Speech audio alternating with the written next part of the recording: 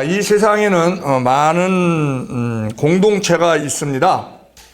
그런데 그 공동체 중에서 굉장히 힘든 생활을 하고 계신 공동체가 있죠. 그것이 감옥입니다. 감옥. 그런데 이 감옥과 우리 수도원이 많은 공통점이 있어요. 외부 출입과 생활이 제한됩니다. 일정한 규칙과 질서를 따라야 됩니다.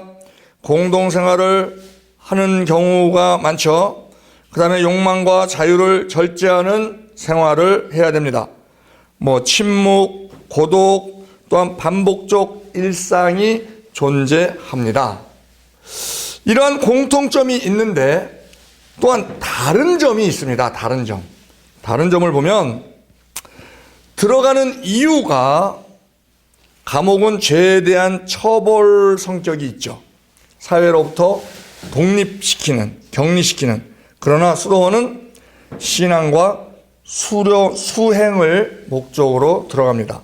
그래서 그 들어가는 자유의지에 있어서도 감옥은 강제적이죠. 그러나 수도원은 자발적입니다. 목적은 사회적 격리, 감옥은 사회적 격리, 교정. 그렇지만 수도원은 영성, 기도, 수양을 목적으로 합니다.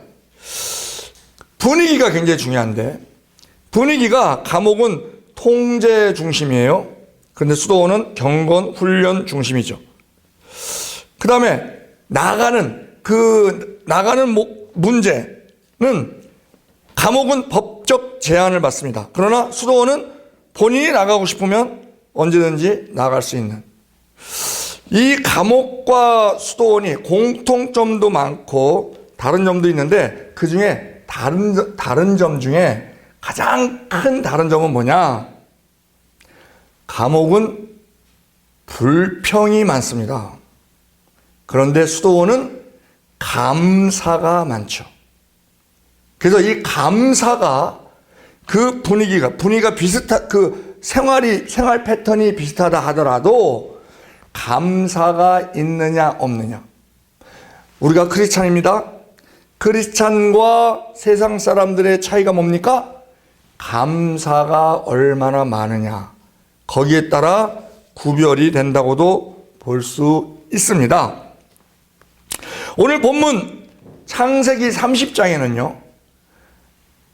두 자매 레아와 라헬이 서로 아들 낳는 경쟁에 굉장히 아주 온 혼혈을 다 기울이는 그러한 모습을 봅니다. 그래서 아들들을 낳습니다. 그런데 가만히 속을 들여다보면 그들에게는 행복이 없습니다. 우리 인생에는요, 반드시 이러한 성향들이 있습니다.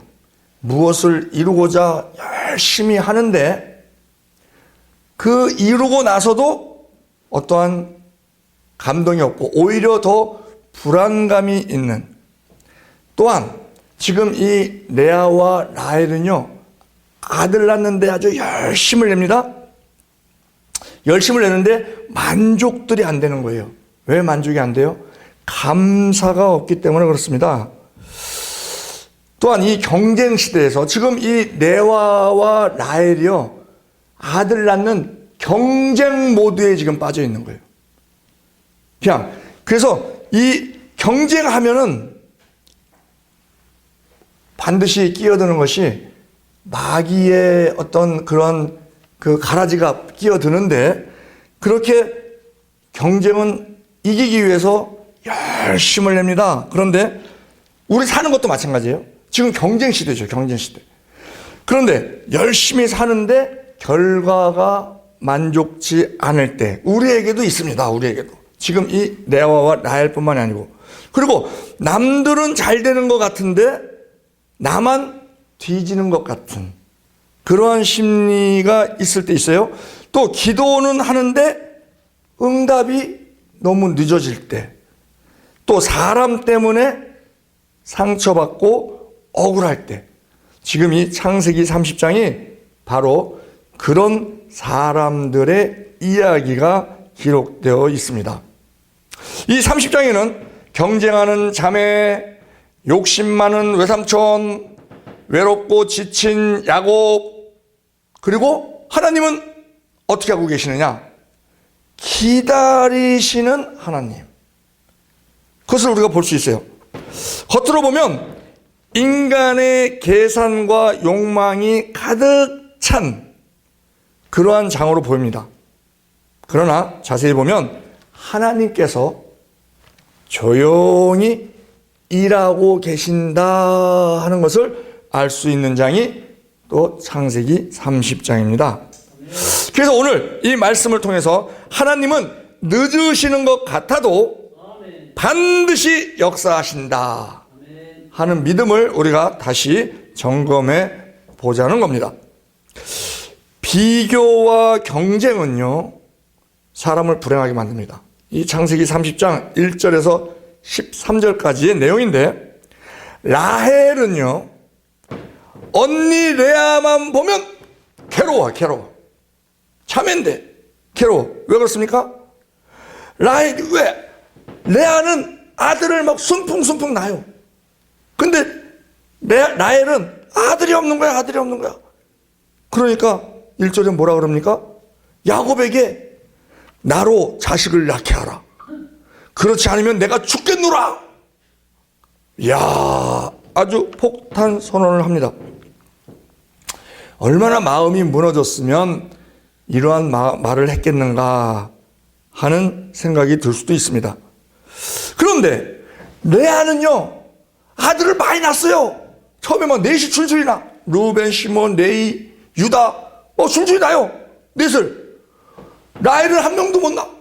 야, 그런데 레아는요, 마음속에 자기가 알아요. 이게 부부 사이에 알잖아요.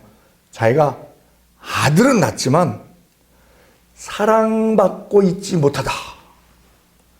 왜? 야곱은 라헬만 사랑하니까.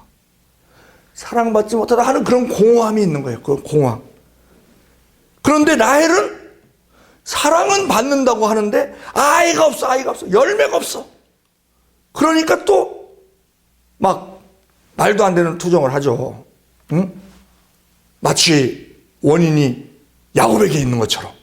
부부는 쌍방관계인데 그렇게 막 그러면서 아들 낳게 하면 막 죽겠다고 막. 그러니까 지금 죽을 지경이라는 것이죠. 지금 왜 라헬이 그렇습니까? 언니 레아하고 비교하니까. 잠잠히 그냥 생명을 잉태해 주시는 분은 하나님이시다. 그러니 하나님의 천만을 바란다 하고 하나님께 전적으로 맡기고 있어야 되는데, 눈에 보이는 하나님은 눈에 보이지 않고 눈에 보이는 언니 레아만 보는 거예요. 근데 아들이 순풍순풍 태어나. 그러니까 아주 이 비교의식에 빠지는 겁니다. 그러면 이 비교의식은요, 행복을 파괴시킵니다. 비교의식에 빠진 사람은요, 행복이 없습니다. 그래서 이 비교의식은 마귀가 사용하는 전법 중에서 가장 효과적인 방법이 비교의식이에요. 비교의식. 이게 불행전법입니다. 불행전법. 비교의식에 빠지는 순간 모든 감사거리가 불평으로 180도 바뀝니다. 바로 바뀝니다. 그래서 남편에 대한 불만, 또 그 태어난 그 자기 조카들이죠. 조카들에 대한 불만, 우리도 마찬가지. 우리도 교회에 불만 갖는 사람이 있어. 교회. 왜 불만 갖지? 다른 교회랑 비교하면은 불만 요소가 마귀가 뿌린다니까. 그 불만 요소를 마귀가. 감사 요소는 싹 뺏어버리고. 그리고 자기 직분에 대한 비교, 또 물질. 누구는 부자인데 누구는 금수저인데 나는 흙수저니 어쩌니 하는 이런 비교. 그런 비교가 시작되면 불행이 시작됩니다. 왜? 비교의식은 감사를 빼앗아 가기 때문에 그렇습니다. 감사가 끊어지면요, 행복도 끊어집니다. 어느 공무원 부인이 나름대로 공무원이 안정된 수입을 가지고 오니까 남편도 성실하고 잘 살았어요. 잘 살았는데 비교의식에 빠진 거예요. 자기 친구가 자기 아들을 고급 유치원에 보내는 거예요. 비싼 유치원. 한 달에 700만 원 한대요. 비싼 유치원. 그걸 보내는 거예요. 그러니까 거길 보내고 싶은 마음이 드는 거예요. 아니 제가 학교 다닐 때 나보다 못했는데 저렇게 보낸다고 하니까 남편 잘 만나서 그랬겠죠. 그러니까 보내고 싶은 거예요. 그 마음이 듭니다. 마귀는 그걸 다 가르칩니다. 그래서 막 계속 그 마음을 넣어줘요. 사람이 국어 공부하고 산수 공부를 잘해야 돼. 국어 공부를 잘해야 주제 파악을 알고 산수 공부를 잘해야 분수를 알거든요. 공무원 부인이잖아. 그러면 월급쟁이잖아, 월급쟁이. 그럼 거기에 그냥 맞춰서 살아야지, 맞춰서. 남편한테 얘기를 했어요. 남편한테. 저 유치원 얘를 보내고 싶다. 얼마냐? 700만 원이다. 뺨 맞을 뻔했대요. 이 여자야 정신 차려. 그러니까는 막 남편이 미워지는 거야. 막. 위로는 못할 망정. 막 뺨 때리려고 막 이게 모션을 취한 거예요. 그래갖고 막 둘이 티각티각 한 거를 남편 아버지가 들었어. 그 귀에까지 들어갔어. 그 귀에까지. 근데 남편 아버지는 다행히 돈이 많아요. 그러니까 이 아이의 할아버지죠. 이 할아버지가 며느리에게 야, 아무개야. 내 손자는 내가 교육시킨다. 보내라. 그런 거예요. 그 할렐루야 그러고 보낸 거예요. 돈은 할아버지가 되는 거야. 그게 보냈어. 남편은 불만이야. 이 여자가 정신이 어떻게 됐나? 불만. 그러고 이제 잘 다니는데 문제는 뭐냐? 이제 비교의식에서 이긴 것처럼 보이잖아요. 쟤는 다니는데 나는 못 다녀. 그 비교의식 빠져서 불행했어요. 근데 다니게 됐어. 이제 동동하게 됐어. 그런데 문제가 뭐냐? 그 유치원에서요, 자모회를 한다는 거예요, 자모회. 자모회를 한다 그래갖고 차를 끌고 갔어요. 소나타를 끌고 갔어요. 소나타 훌륭하죠. 명차입니다. 그 소나타 완 처음에 만들었을 때 실내를 얼마나 넓게 만들었던지 정주영 회장이 문을 딱 열고 보더니 시승을 한번 하시죠, 회장님. 문을 딱 열고 보더니 굉장히 넓은 거예요. 그때 이야, 이거 소나타겠다, 야. 그래갖고 소나타가 된 거거든요. 실내가 굉장히 넓었죠. 지금도 아주 명차입니다, 명차. 그러니까 소나타 이름 안 바꾸잖아, 이름. 소나타, 그랜저 이름 안 바꾸잖아. 그냥 계속 가잖아요. 아반떼도 거기 끼죠. 막 이렇게 가잖아요. 근데 소나타를 끌고 갔는데 원래 다들 벤츠, 볼보, 아우디, 폭스바겐, 외제차 진열장 같아. 자기만 이 차가 좀 급이 좀 떨어지는 거예요. 거기서도 불만이 또 있는 거야. 그래갖고 또 남편한테 또 그 하소연을 했다가 남편이 당장 애 빼라고 그런 말만. 이렇게처럼 비교의식에 빠지면은요, 이 멘탈이 강한 사람은 자기 차가 소나타다 하더라도 다른 차가 벤츠라 하더라도 저 사람은 돈이 많으니까 저런 거 타지 뭐. 나는 이것도 황송해. 얼마나 감사해, 얼마나 감사해. 그러고 그냥 팔게. 누가 얘기를 해도 그 차 그거 괜찮아요? 그 차 탈만해요? 이렇게 물어보더라도 대한민국 차가 최고죠. 이렇게 아주 자긍심을 높일 수 있는 그러한 멘탈을 가졌으면 행복을 안 뺏겼을 텐데, 비교의식, 차에 대한 비교의식 때문에. 어느 비슷한 예인데 어느 부인이 내 집 마련을 위해서 열심히 저축하고 뭐하고 해서 빌라 반지하 집을 샀어. 반지하 집을 샀어. 내 집이 생긴 거야, 내 집이. 야, 그래갖고 이 주님만 함께 있으면 천국 아니냐 그러고 내 집이 생기니까 하루는 안방에서 자보고 또 하루는 거실에서 자보고 또 하루는 작은 방에서 자보고 그러면서 행복에 겨웠어. 근데 그 집 앞에 큰 단독주택 공사를 하는 거예요. 그래서 야, 집 크다. 정원도 크고 집도 3층으로 짓고 와, 집 좋다. 그럼 매일 보는 거죠. 그런데 그 입주날 차가 딱 와서 딱 내리는데 원래 자기 고교 동창인 거야. 근데 그 여자는요, 학교 다닐 때 자기랑 질이 달랐어. 그래서 자기는 공부만 하는 범생이었는데 그 친구는 가방에 딱 2개만 있어요. 원형 손거울하고 도끼빗. 그것만 가지고 다니는 여자였어. 그 아이였어. 그런데 와, 거기 주인마님이 되는 거예요. 그러니까 또 뒤집어지는 거예요. 이처럼 비교의식은요, 우리가 감사를 뺏어가는 겁니다. 감사. 지금 이 레아와 라헬이 왜 불행해요? 레아도 불행해. 왜 그래요? 가진 거 많으면서도 사랑 못 받는 것을 느끼면서 있는 것에 감사. 없는 것을 생각하면요, 불만이 터집니다. 있는 것에 감사해. 그러니까는 라헬은 아들에 대한 비교를 했어. 언니는 넷이나 있는데 난 하나도 없네. 그리고 레아는 사랑에 대한 비교를 한 거예요. 아니, 내 남편이 저 동생만 사랑하고 나는 사랑하지 않고, 이런 마음을 갖는 거예요. 사람이 영적인 존재이기 때문에 알죠. 그러니까 시작부터가 벌써 꼬였던 사이니까. 그러니까 불행한데, 자, 우리 봅시다. 우리도요, 많은 것을 누리고 있으면서 없는 것을 바라보고 비교하고 불만에 빠지는 그러한 경우가 있다는 겁니다. 인디아나주 사람은요, 한국에 와서 한국 가을 날씨만 보면 입이 딱 벌어진다는 거예요. 우리가 그런 나라에서 살고 있는 겁니다. 아랍 사람들이 우리 서울에 와서 이 조그만 나라에 4대강이 있잖아요. 4대강. 한강, 서울 경기에서 한강이 있고, 충청도 가니까는 섬진강이, 금강이 있고, 전라도 가니까 섬진강이 있고, 또 경상도 가니까 낙동강이 있고, 이런 강 하나만 보고도, 또 막 산이 많고 막 풀이 많고 하는 그런 것만 보고도 별 3개로 여긴다는 겁니다. 우리가 못 살 때는요, 보리고개 있었잖아요. 보리고개. 그 보리고개 노래도 있더라고. 아이야.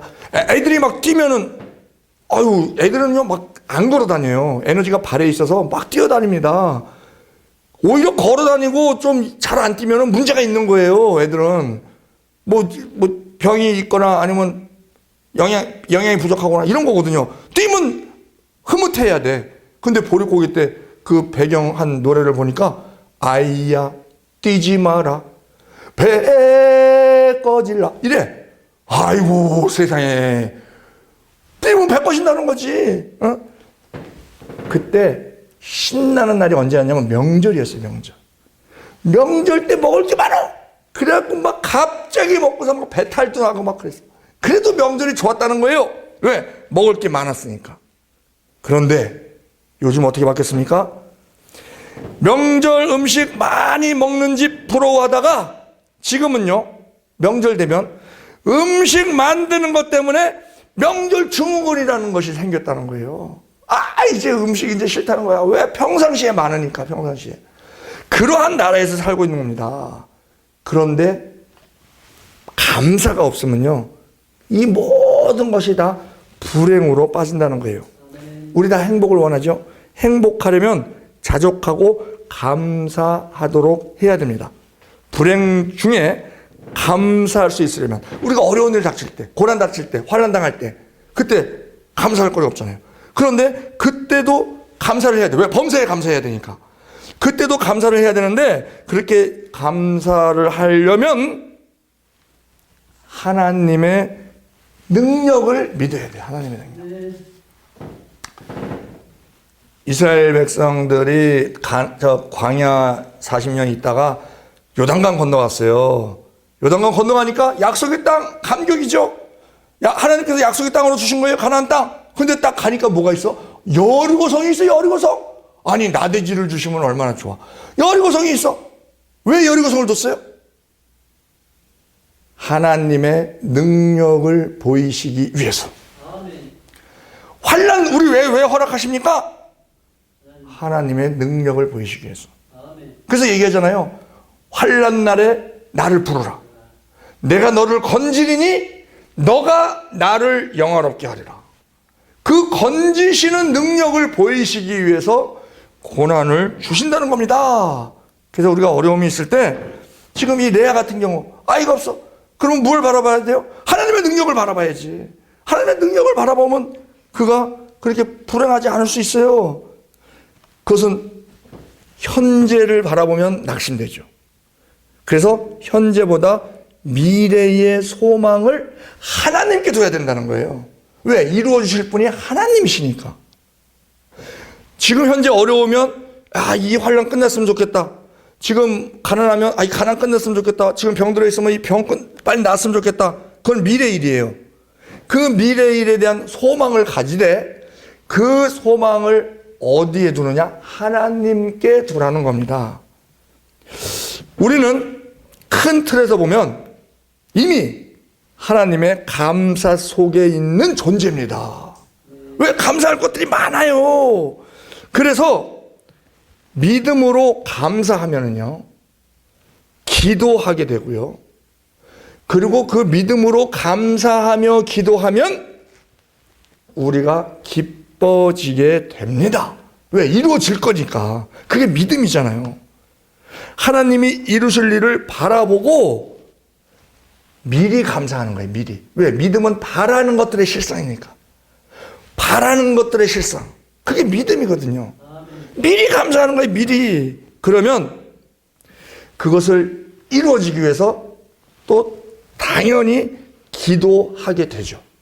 왜? 내가 바라는 게 있으니까. 그러면 하나님이 그 기도에 대해서 반응하십니다.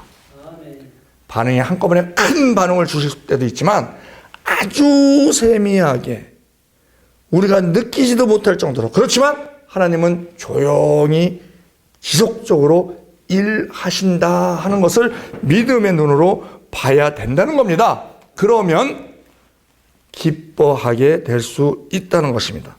그래서 감사가 행복의 열쇠가 되는 겁니다.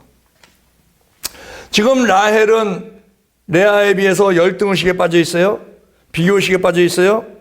그리고 자기의 어떤 약점, 그런 것이 있는 걸로 생각을 합니다.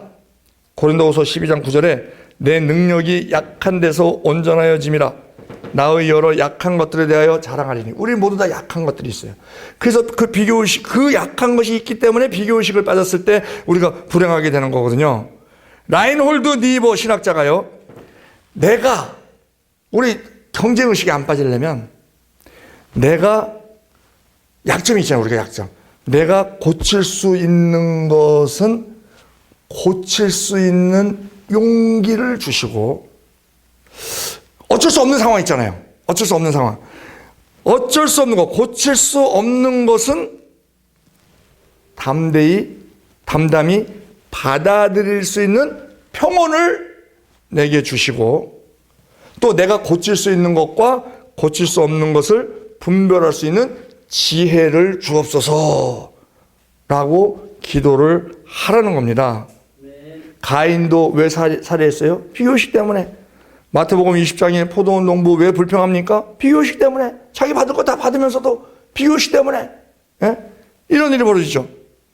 요즘 삼성의 노조 타결이 잘 돼서 다행입니다만 노노 갈등이 있대. 노노 갈등. 노노 갈등이 왜 있어요? 비교의식 때문에. 저쪽 많이 받네. 우리 못 받네. 저쪽 적자일 때 우리가 흑자 봤었는데 그건 우리에 대한 보상이 없네. 이런 비교의식 때문에. 그들도 받을 거 다 받아요. 그런데 비교의식에 빠지면 감사가 불행으로 바뀐다는 겁니다. 우리 모두가 다 부족한 점이 있습니다. 그러나 그러한 일이 발생될 때 하나님의 뜻을 구하라는 거예요. 우리 육체 질병에 있어서 바울은 뭡니까? 육체의 가시를 갖고 살았잖아요. 사역했잖아요. 또한 성령님은 우리 약함을 싫어하지 않으십니다. 오히려 불쌍히 여기시고 도와주시죠. 로마서 8장 26절, 이와 같이 성령도 우리 연약함을 도우시나니 우리는 마땅히 빌 바를 알지 못하나 오직 성령이 말할 수 없는 탄식으로 우리를 위하여 친히 간구하시느니라 합니다.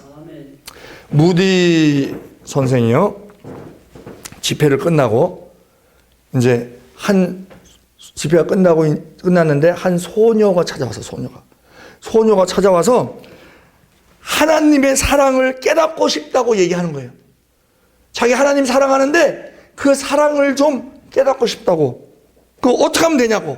그래서 모디 선생이 성경을 읽어봐라 이렇게 말했어요. 그랬더니 저 글을 몰라요. 그래서 그러면 가진 것을 드려봐라. 하나님께 사랑하는 마음을 표현을 해라. 가진 것을 드려봐라. 저 돈이 없어요. 그러는 거예요. 그러면 네 몸을 드려라. 그랬더니 나는 장애인이에요. 아무것도 없는 것처럼 보이죠. 그래서 무디가 하나님은 그 모습 그대로를 기뻐하신다.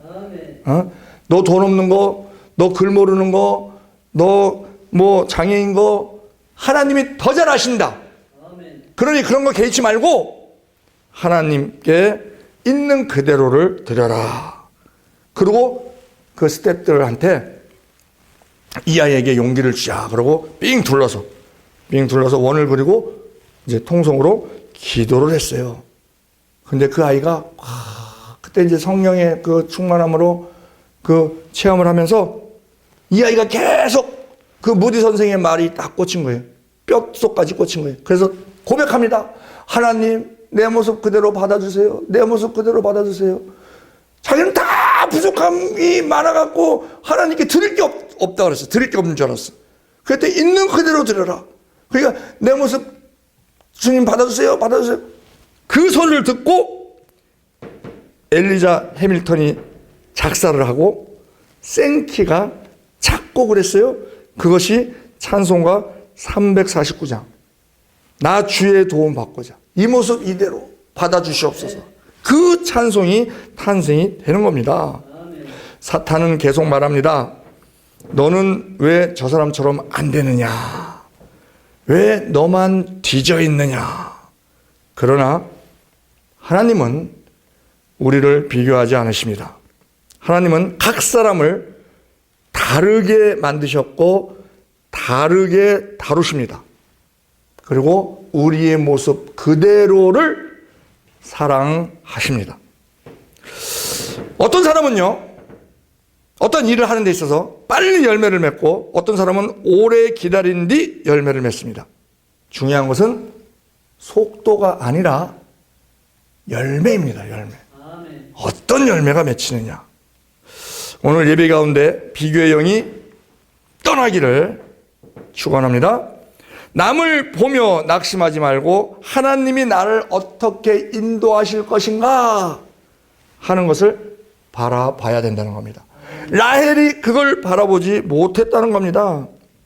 라헬의 말에 야곱은 뭐라고 얘기합니까? 그대로 그대에게 성태치 못하게 하시는 이는 하나님이시니, 즉 그게 어떻게 내가 마음대로 되느냐, 하나님이 태를 닫으셨기 때문에 그런 거 아니냐라고 말합니다. 이것은요 냉정한 짜증 어린 거절이 아니고요, 오히려 야곱은 이 모든 상황이 하나님의 주권 아래에 있음을 고백하고 있는 것입니다. 분명한 것은 하나님 손 안에 있는 고통, 우리가 고통이 있을 수 있습니다. 그러나 하나님 손 안에 있으면 그 고통은요, 고통은 있죠. 그렇지만 그 고통은 의미 없는 고통이 아닙니다. 분명히 하나님의 뜻이 있는 것입니다. 자, 그러면 지금 이 라헬이요 계속 자기가 가만히 있지 않아요. 라헬이 가만히 있지 않아요. 막 노력을 해요. 자식을 많이 얻기 위해서. 그래서 하는 게 뭡니까? 자기 종 빌하를 야곱에게 줍니다. 레아도 그걸 보고 레아도 질세라 자기 종 실바를 저 라헬에게 줘요. 자, 야곱에게 줘요. 그러니까 야곱이 원치 않게 부인이 4명이 됐어. 4명이. 지금 계속적으로 이 레아와 라헬은요 인간적인 경쟁이 계속 이어지는 거예요. 끝없는 경쟁이 이어지는 거예요. 당시 문화에서는 가능한 일이었죠. 그러나 그들은 경쟁심 때문에 행복이 없습니다. 그 아이들 이름에서 나와요. 라헬이 들여보낸 빌하가 아들을 낳아요. 단 그 이름이 뭡니까? 하나님이 내 억울함을 푸셨다. 그래요? 그 다음에 또 납달리를 낳아요. 내가 형제와 크게 경쟁하여 이겼다. 경쟁심에 잡혀있는 거예요. 경쟁심에. 자유가 없어. 자유가 없어. 행복이 없어. 또 레아가 또요, 예? 르우벤, 시몬, 레위, 유다, 그 다음에 이삭을, 스불론 이렇게 또 낳아요. 이 레아가 그 6번째 아들 낳고 스불론을 낳고 뭐라 그럽니까? 이제는 남편이 나와 함께 하리라. 이 다 경쟁 속에 들어간 경쟁 모드에 경쟁 모드. 왜 이렇게 됐습니까? 하나님을 기다리지 못했기 때문에 그렇습니다. 우리는 기다림을 싫어합니다. 그래서 조급하게 결정하고 인간적인 방법을 쓰고 하나님보다 계산을 앞세웁니다. 하지만 인간의 방법은 오히려 문제를 더 복잡하게 꼬이게 만드는 그런 경향이 있습니다. 이 조급함이라는 건요, 믿음의 반대말이에요. 사랑의 반대말은 미움이 아니고 무관심이고, 믿음의 반대말은 조급함이에요, 조급함. 믿음은요, 기다릴 줄 압니다. 하나님은 느리신 것이 아니라 정확한 분이십니다. 두 자매는 자신의 방법으로 하나님의 뜻을 앞질러 가려는 조급함이 있습니다. 그래서 막 자기 종을 막 들여보내요. 마치 아브라함과 사라가 하갈을 통해서 이스마엘을 낳으려고 했던 것과 심리적으로는 똑같은 심리인 거예요. 빨리 아들을 낳으려고. 루벤이 합판채를 가져와요. 합판채를 들여서 합판채를 발견하고 합판채를 따옵니까? 야, 이 루벤이 어떻게 합판채를 알았어? 그래서 성적으로 좀 눈이 띄었나 봐. 그러니까는 빌하와 통과라는 사고를 치잖아요. 그러니까 합판채를 따왔어요. 그래갖고 이 루벤이 엄마한테 갖다 줬어. 엄마한테 갖다 주니까는 그걸 또 라헬이 알았어. 이 합판채가 어떤 잉태하는데 도움을 주는 그러한 약초라는 거예요. 그러니까 레아가 내가 저거 먹고 빨리 내가 아들을 낳아야 되겠다. 그러면서 언니한테 달라는 거예요, 합판채를. 언니가 줄 리가 없죠. 그러니까는 웬만한 조건 갖고는 받을 수가 없어. 그러니까 조건을 뭐라 그래요? 내가 내 남편 야곱을 언니한테 양보하겠다. 그런 걸 봐서 이 야곱은 라헬한테 많이 들어갔나 봐. 라헬한테. 그러니까는 언니한테 그런 거예요. 그러니까 레아가 자기가 사랑받지 못한다는 것을 그런 데서 느끼는 거죠. 아이는 순풍순풍 낳지만 그래도 공허한 거지. 그러니까 이 라헬이 언니, 내가 오늘은 저 남편을 언니한테 들어가도록 할 테니까 그거 합판치 나 줘. 그러니까 레아가 줍니다. 그러면 라헬의 계산은 뭐예요? 저거 합판치에 내가 먹으면 내가 언니를 이길 수 있다. 그 아들 생산에 있어서 이길 수 있다. 이런 마음에서 인간적인 자기 지혜라고 짠 겁니다. 자기 열심을 낸 겁니다. 그런데 언니 들어갔잖아요. 들어가갖고 오히려 그 레아가 또 애를 낳네. 라헬은 아직 소식이 없고. 인간의 방법은요, 이렇게 오히려 꼬이는 그런 경우가 있습니다. 레아가 오히려 더 임신을 하는, 즉 인간의 계획과 방법은요, 그것이 결과를 만들어내는 것이 아닙니다. 17절에 보면 레아가 왜 애를 낳는가? 하나님이 레아를 들으셨으므로 그가 잉태하여 다섯째 아들을 야곱에게서 낳은지라. 들으셨다는 거예요. 그러면 아이를 낳는 비결이 합판체가 아니에요. 기도예요, 기도. 그 레아는 기도했기 때문에 합판체 안 먹어도 아들 낳는 거예요. 근데 라헬은 기도를 안 하고 어떻게 하면 아들 낳냐? 그러면 그 남편과 동침을 해야 아들을 낳으니까 야곱만 그냥 계속 땡기는 거야, 야곱만. 그리고 또 합판체라는 게 딱 이제 거기 들어갔다는 게 소식이 들리니까 또 그냥 합판체들은 먹어야 되겠다고 막 이런 인간적인 방법으로 낳는 게 아니라는 겁니다. 하나님이 레아를 들으셨으므로 그가 잉태하여 다섯째 아들을 야곱에게 낳은지라. 우리가 원하는 일은요, 우리의 방법이 아니라 하나님의 때와 하나님의 은혜가 열매를 맺게 합니다. 오늘 본문 구절 창세기 30장 22절에 하나님이 라헬을 생각하신지라 이랬어요. 아마 라헬도 기도했나 봐요. 사람은 잊어도 하나님은 기억하시는데요. 라헬은 오랜 시간 울었습니다. 괴로웠습니다. 비교의식 속에 빠져 있었습니다. 그러나 때가 되자 하나님이 기억하셨습니다. 그리고 요셉을 주세요. 요셉. 여기서 기억하셨다는 것은요, 단순히 생각났다는 말이 아니고 하나님이 행동하기 시작했다. 역사하시기 시작했다. 노아를 기억하셨을 때 홍수가 물러갔고요. 한나를 기억하셨을 때 사무엘이 태어났고요. 라헬을 기억하셨을 때 요셉이 태어납니다. 언제 기억하십니까? 하나님의 때에 기억하십니다. 오늘 혹시 하나님이 나를 잊으신 것 같다 이렇게 느끼는 분, 아니면 기도해도 변화가 없고 삶은 여전히 힘들고 문제는 그대로 있고 마음은 지쳤다, 이런 마음 가지신 분, 오랜 기도가 아직 응답되지 않은 것 같이 느껴진다, 안 들으시는 것 같다, 하나님이 침묵하시는 것 같다. 그러나 하나님은 잊지 않으십니다. 하나님은요, 가장 좋은 때에 가장 좋은 방법으로 응답하십니다. 지나고 나면 우리는 알 수 있습니다. 우리도 라헬처럼 우리를 기억하시는 하나님을, 그 때를 기다리는 것이 믿음이라고 말씀드렸습니다.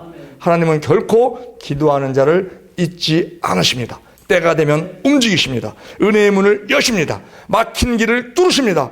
우리의 가정도 기억하시고 우리의 자녀도 기억하시고 우리의 눈물의 기도도 기억하십니다. 그것을 믿는 것이 우리의 믿음이 돼야 되는 것입니다. 자, 요셉이 태어나니까 야곱은 외삼촌 라반에게 나 이제 여길 떠나겠습니다, 이렇게 말을 합니다. 20년을 종처럼 섬겼지만 이제 자기 가족을 위한 삶을 세울 때가 됐다는 것을 깨달은 것이죠. 라반은요, 야곱을 붙잡습니다. 왜냐하면 그 야곱이 하나님의 사람이고 하나님이 야곱에게 복을 주신다는 것을 라반이 알았어요.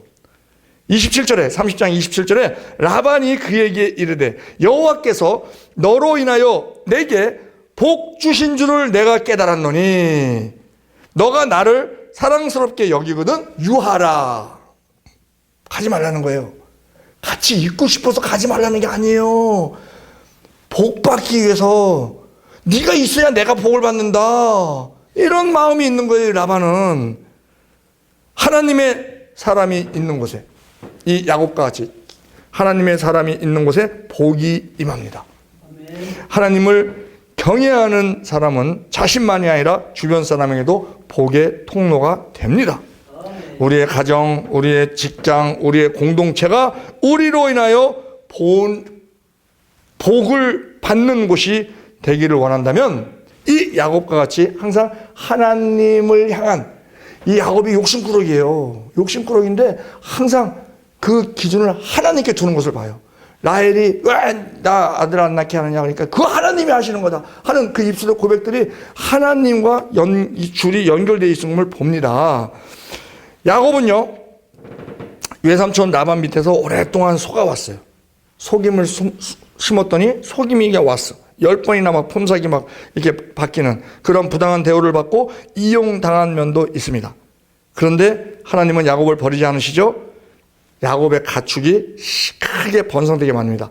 그것을 뭐 이렇게 나무 껍질 까갖고 그 바라몸의 법칙으로 아니에요. 그거 아니에요. 그게 아니고 이 야곱은요, 자기 딸의 머리를 굴린다고 얼룩진 거는 자기한테 준다고 했으니까 이거 얼룩무늬를 바라보면, 나무 껍질을 까서 얼룩무늬를 바라보면 걔들이 그것을 그 물 먹는 데 앞에다 막 나갔고 맨날 그걸 바라보게 만들어서 그러면은 이 얼룩무늬가 날 것이다. 그런데 그렇게 아이들 짰는데 그것 때문에 그 유전학하고 아무 관계 없대요. 의학적으로 아무 관계 없는데 그게 나온 계기가 뭐냐? 하나님께 꿈을 받았어요. 꿈을. 창세기 31장 10절에 그 양떼가 새끼 뵐 때에 내가 꿈에 눈을 들어 보니 양떼를 탄 수양이 다 얼룩무늬 있는 것, 점 있는 것, 아롱진 것이었더라. 꿈에 하나님의 사자가 내게 말씀하시기를 야곱아 하기로 내가 대답하기를 여기 있나이다 하며 가라사대 내 눈을 들어 보라. 양떼를 탄 수양은 다 얼룩무늬 있는 것, 점 있는 것, 아롱진 것이니라. 라반이 내게 행한 것을 내가 보았노라 하면서 얼룩진 것을 보여준 거예요. 그러니까 라반한테 나 얼룩무늬를 나한테 주시고 이렇게 그 하나님이 꿈에 보여주신 것을 응용을 하는 것이죠. 그리고 그 나뭇가지 심는 것, 그 눈앞에 물 있는데 보게 하는 것도 그 꿈에 기반을 둬서 그 행동이 중요한 것이 아니고 그 행동이 어디에 근거를 두고 행동한 것이냐. 하나님이 복 주신다는 그 믿음으로 행동을 한 것이라는 거예요. 야곱은요, 가만히 앉아서 기적을 기다리지 않았습니다. 성실하게 일했고 지혜를 구했습니다. 그러나 그 성실과 지혜의 배후에는 하나님의 인도하심이 있었던 것입니다. 우리 그리스도인의 삶도 이와 마찬가지죠. 우리는 최선을 다해서 일하되 그 결실은 하나님께서 주시는 것이다. 그래서 우리 세상 말도 있어요. 진인사 제천명. 사람이 힘을 다해서 일을 하지만 결과는 하나님이 주신다. 세상은요, 때때로 정직한 사람을 손해보게 만듭니다. 성실한데 인정 못 받습니다. 착하게 사는데 이용당합니다. 그러나 하나님의 사람은 당하지 않습니다. 당하는 것처럼 보여도 당하지 않습니다. 왜냐하면 하나님이 책임지시기 때문에 그렇습니다. 사람이 막아도 하나님이 열면 막을 수 없죠. 환경이 어려워도 하나님이 도우시면 길이 열립니다. 오늘 이 시간 하나님이 내 인생을 책임지신다 하는 믿음을 우리는 잡아야 됩니다. 근데 요셉의 탄생은요, 단지 라헬이 한 명 낳았어요. 아직 베냐민은 아직 태어나지 않죠. 창세기 35장에서 태어나죠. 그 베냐민 낳다가 이제 죽는 일이 벌어지는데, 자, 요셉이 태어났습니다. 근데 이 요셉은요, 그냥 라헬이 단지 아들 얻었다고 생각했을지 모릅니다. 그러나 하나님은 더 큰 계획을 준비하고 계십니다. 그래서 그 주신 아들이 요셉입니다. 왜? 훗날 이스라엘을 살릴 인물로. 우리는 한계를 보지만 하나님은 미래를 보십니다. 오늘의 눈물이 내일의 구원의 통로가 될 수 있는 겁니다. 그래도 우리도 그 미래를 볼 줄 알아야 된다는 거예요. 그게 믿음이죠. 바라는 것들의 실상, 보지 못하는 것들의 증거. 오늘의 기다림이 하나님의 준비를 계획하는 그러한 시간일 수 있다는 겁니다. 그래서 우리는 낙심하면 안 되는 겁니다. 하나님은 지금도 일하고 계십니다. 보이지 않아도, 느껴지지 않아도, 눈에는 보이는 것 없고 귀에는 들리는 것 없고 손에는 잡히는 것 없다 할지라도, 침묵처럼 보여도 하나님은 멈추지 않고 일하고 계십니다. 결론을 맺겠습니다. 창세기 30장은 혼란과 경쟁과 눈물의 이야기 같지만 결국 하나님의 신실하심을 보여주는 장입니다. 인간은 흔들려도 하나님은 흔들리지 않으십니다. 사람은 속여도 하나님은 책임지십니다. 기다림은 길어도 하나님의 약속은 반드시 이루어집니다. 하나님은 우리의 고통을 기억하십니다. 하나님은 고통받는 사람을 잊지 않으십니다. 하나님은 외면당한 자를 기억하시고 소외된 자의 눈물을 보시고 다친 태를 여시는 분입니다. 라헬의 눈물을 보시는 하나님, 그리고 때가 되어 그 태를 여시는 하나님, 우리의 아픔과 눈물과 오래된 기도를 하나님은 기억하고 계십니다. 우리가 할 일은 뭡니까? 포기하지 않으면 됩니다. 하나님께서 다시 믿음으로 우리에게 채워주심을 우리는 간절히 바라고, 비교의식을 내려놓고 조급함을 내려놓고 상처와 억울함을 내려놓고, 그리고 우리는 고백하면 됩니다. 하나님은 나를 기억하신다. 하나님은 내 가정을 포기하지 않으신다. 하나님은 반드시 일하신다. 이것을 우리가 고백하면 하나님께서 들으실 것입니다. 인생의 닫힌 문 앞에 서 있는 분이나 오랫동안 기도했지만 아무런 응답이 없는 것 같이 보여서 낙심된 분들, 심령 깊은 곳에 생수처럼 믿음과 소망이 흘러 들어올 것입니다. 또한 라헬과 레아의 경쟁, 여종들을 동원한 인간적인 방법들, 그 모든 혼란 속에서 하나님의 뜻은 이루어집니다. 이스라엘 12지파가 태어납니다. 우리의 삶이 뒤엉키고 혼란스럽게 느껴질 때에도 하나님의 섭리는 그 속에서 아름답게 역사에 가신다 하는 것을 우리는 알아야 합니다. 야곱은 20년 동안 성실하게 일했습니다. 그리고 하나님은 그에게 번성함을 주셨습니다. 우리도 우리 자리에서 맡은 바 일에 최선을 다하고 결과를 하나님께 맡기면 하나님의 때에 우리가 알지 못하는 크고 비밀한 열매를 맺게 하실 것입니다. 기도드립니다. 사랑의 하나님 아버지, 창세기 30장의 말씀처럼 우리의 연약함과 눈물 가운데서도 역사하시는 주님을 바라봅니다. 비교와 낙심 속에 있는 영혼들을 회복시켜 주옵소서. 조급함 대신 믿음을 주시옵고 사람에게 받은 상처보다 하나님의 신실하심을 더 크게 보게 하여 주옵소서. 우리의 기도를 기억하시고 가정을 기억하시고 자녀를 기억하여 주옵소서. 늦어지는 것 같아도 가장 좋은 때에 일하시는 하나님을 신뢰하게 하여 주시옵소서. 부활하신 우리 주 예수 그리스도의 이름으로 감사하며 기도드리옵나이다. 아멘.